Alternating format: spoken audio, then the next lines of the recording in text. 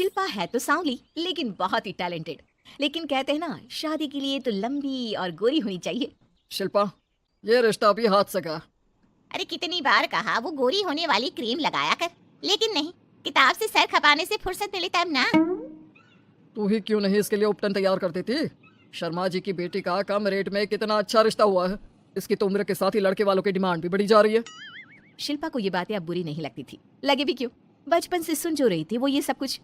उसके लिए ये तो मात्र एक कान से सुनना और दूसरे कान से निकाल देने वाली बात थी। फिर एक रोज, पापा पापा मेरी नौकरी लग गई है। वाह, अच्छा, कहाँ बेटा? न्यूज चैनल में पापा, खबरों को लिखना होगा। हाँ, वैसे भी तेरे जैसी सांवली शक्ल की लड़की को कौन पर्दे पर आने देगा, क्यों? चल, 4 पैसे कमाने लायक हुई है तो लड़के वालों को बोल देंगे कि कमाती भी है, फिर शायद कोई कर ले शादी। हाँ सही कह रहे हैं।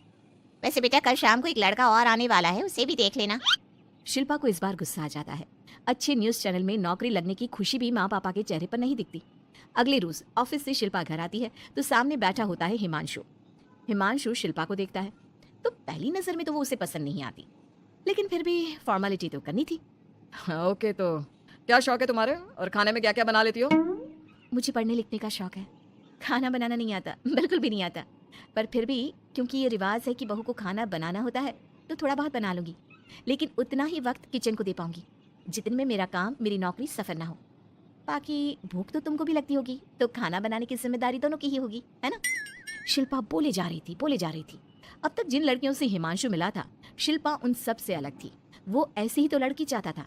शिल्पा से बात करने के बाद, ठीक है, फिर शादी 2 महीने बाद करेंगे। वो क्या है ना, खाना बनाना भी तो सीखना होगा ना। मुझे मंजूर है। शिल्पा को भी हिमांशु अच्छा लगने लगता है। दोनों की शादी हो जाती है, लेकिन शादी के बाद से ही हिमांशु का परिवार शिल्पा के रंग को लेकर कई बातें बनाता। क्या बात है हिमांशु, क्या कमी हो गई थी जो ऐसी काली सी बहू ले आया? काली काली तो नहीं है। हाँ, मेरी शिल्पा का रंग हल्का सांवला है। वैसे आप तो कृष्ण की भक्त हैं, जानती है ना, उनका रंग भी सांवला था। अब सांवले रंग के कृष्ण की पूजा, तो सांवली मेरी बीवी खराब कैसे? बात तो सही भी थी। क्यों सांवला रंग खराब माना जाता है? शिल्पा पति का तर्क सुन रही थी। थोड़ी देर के बाद, क्या बात है, शब्दों का जादू आ गया। क्या तर्क दिया आपने सांवले रंग के समर्थन में? तो क्या तुम ही पत्रकार हो? अरे तुम्हारा पति भी कम नहीं है। शिल्पा रोज एक नई तरक्की छू रही थी। कभी विदेश दौरा तो कभी बड़े बड़े लोगों का इंटरव्यू। एक दिन, सुनो, आज का दिन बहुत खास है, मैं मुख्यमंत्री जी का इंटरव्यू लेने जा रही हूँ। अरे वाह, क्या बात है, सही है यार।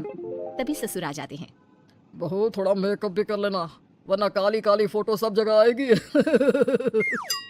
अरे हम तो शर्म के मारे किसी को दिखाते भी नहीं कि ये हमारी बहू है। न जाने क्या कमी थी। अरे वो शारदा दीदी की बहू देखो, कैसे मक्खन की तरह गोरी है। और नताशा, वो तो ऐसे लगता है जैसे भगवान ने दिल खोल कर रंग दिया है उसको। अरे माँ, आजकल रंग नहीं बुद्धि का जमाना है। हाँ, तो वो दोनों कहाँ पागल है, अच्छा खासा घर देख रही है। शिल्पा को ससुर की बात पर गुस्सा तो आता है, लेकिन वो मूड खराब नहीं करना चाहती। वो तो बस तैयारी करती है कि जल्दी से अच्छा सा मुख्यमंत्री का इंटरव्यू हो जाए और दुनिया देखे। होता भी यही है। शिल्पा जब शाम को घर आती है तो, अरे चाची, बुआ, फूफा जी, कैसे हैं आप सब, कैसे आना हुआ? शिल्पा को आसपास के लोग भी देख रहे थे। वो भी जानती थी कि उसने जो इंटरव्यू किया वो कितना वायरल हो रहा है। अरे बहू, बड़ी लायक हो तुम।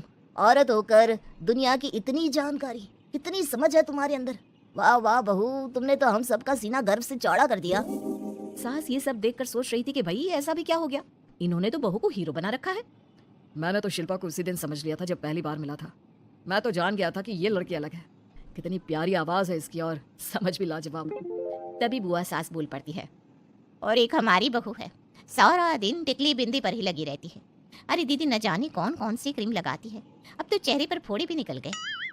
कितनी बार कहा कुछ पढ़ाई आगे करके दुनिया में नाम कमाओ, लेकिन नहीं, बस सारा दिन शीशे के सामने खड़ी रहेगी। कोई बात नहीं फूफा जी, वो भी किसी की पसंद हो सकती है। हम लोगों का क्या, एक काम अच्छा कर दिया तो पूछ लिए गए, नहीं तो जमाना तो गोरी सूरत की ही तारीफ करता है। क्यों माँ जी? हाँ हाँ, वो क्या है ना, मैं जरा पानी लेकर आती हूँ, तू बैठ बहू। हाँ हाँ बहू, तू तो बैठ। वो क्या है ना, आज तो तुझसे बहुत सारी बातें करनी है। ये बता, कैसे दिखते हैं मुख्यमंत्री जी सामने से? जैसे टीवी में दिखते हैं वैसे ही दिखते हैं क्या? आए दिन लोग शिल्पा से मिलने आते, उसे अपने स्कूल या दूसरी जगह पर चीफ गेस्ट बनाते। ये सब देखकर पति तो खुश होता, लेकिन सुंदर बहू का सपना सास की आंख से उतर ही नहीं रहा था। फिर एक रोज शिल्पा, पापा कहाँ है? माँ जमीन पर गिरी पड़ी है, वो बेहोश हो गई है। शिल्पा की सास को गंभीर बीमारी हो जाती है और फिर आप लोग अपनी माँ की किसी बात को मना ना करना। उनका दिल कमज़ोर हो चुका है। दिल में कोई बात लगेगी तो उनके हार्ट अटैक आने के चांसेस है। तो समझ रहे हैं ना? कुछ दिनों में ठीक होकर सास घर आ जाती है और फिर एक दिन देख बेटा, मैं मरने से पहले एक सुंदर बहू का चेहरा देखना चाहती हूँ। अरे मैं नहीं चाहती कि तू इस काली कलूटी के साथ रहे। छोड़ दे इसे। अरे कल को तेरे बच्चे भी ऐसे काले पीले पैदा होंगे और फिर हमारा खानदान देखने लायक नहीं होगा। शिल्पा सुन रही थी। वो परेशान हो रही थी। वो सोचती है कि एक बार वो अपने पति से बात करके देखेगी। सुनिए ना, मुझे आपसे बात करनी है। मुझे भी शिल्पा, मैं माँ के बिना नहीं रह पाऊंगा। तुम समझ रही हो ना? शिल्पा को दुख होता है लेकिन वो क्या करती। वो हिमांशु को तलाक देने का सोच लेती है और फिर शिल्पा, माँ की हालत फिर खराब हो रही है। क्या करूं? माँ को सबसे बड़े अस्पताल में भर्ती करना होगा। लेकिन वहां तो बेड के लिए बड़ी बड़ी सिफारिश करनी पड़ती है। हाय रे, मेरा मन आता है मैं मर ना जाऊं, मुझे बचा ले बहू। शिल्पा को हैरानी होती है कि वो करे तो क्या करे। पर माँ जी, मैं कैसे? बेटा, मुख्यमंत्री जी से बात कर ले। उनसे बड़ी सिफारिश किसकी हो सकती है? तू बोलेगी तो शायद तेरी सास की जिंदगी बच जाएगी। शिल्पा सिफारिश से सास को बड़े अस्पताल में भर्ती करवा देती है, जहां लंबे समय बाद सास ठीक होती है। लेकिन इस बीच एक दिन भी शिल्पा उन्हें देखने नहीं चाहती। सास जब घर आती है तो एक सुंदर सी लड़की उनका स्वागत करती है। ये कौन है और शिल्पा कहाँ है? मुझे तो मेरी बहू ही चाहिए। माँ, कैसी बात कर रही हो? तुम्ही ने कहा था ना कि शिल्पा काली है और तुम्हें काली बहू नहीं चाहिए। ये रीना है, तुम्हारी बहू। नहीं नहीं, मुझे माफ कर दो। मुझे तो मेरी शिल्पा बहू ही चाहिए। उसी के कारण आज मेरी जान बची है। मैं नहीं समझ पाई कि सुंदर शक्ल से ज्यादा सुंदर दिल और आचरण होना चाहिए। लेकिन अब क्या, अब तो देर हो चुकी थी। हिमांशु भी जानता था कि आत्मसम्मान वाली शिल्पा अब उसकी जिंदगी में वापस नहीं आएगी। अब तो शिल्पा को वे लोग बड़े बड़े चैनल की स्क्रीन पर देखते और अफसोस करते। शिल्पा चाहती तो कभी तुम्हारे लिए सिफारिश नहीं करती। अब तो आसपास के लोग भी घर नहीं आते। लोगों को लगता है कि शिल्पा ने हम लोगों को छोड़ा क्योंकि हम उसके लायक नहीं थे। सही बोल रही है माँ, हम ही तो उसके लायक नहीं थे। शिल्पा जैसी समझदार, पढ़ी लिखी, दुनिया की समझ रखने वाली लड़की को मैंने छोड़ा, सिर्फ आपके कहने पर। अब ये गोरी लड़की आपकी बहू हो सकती है लेकिन मेरी बीवी कभी नहीं।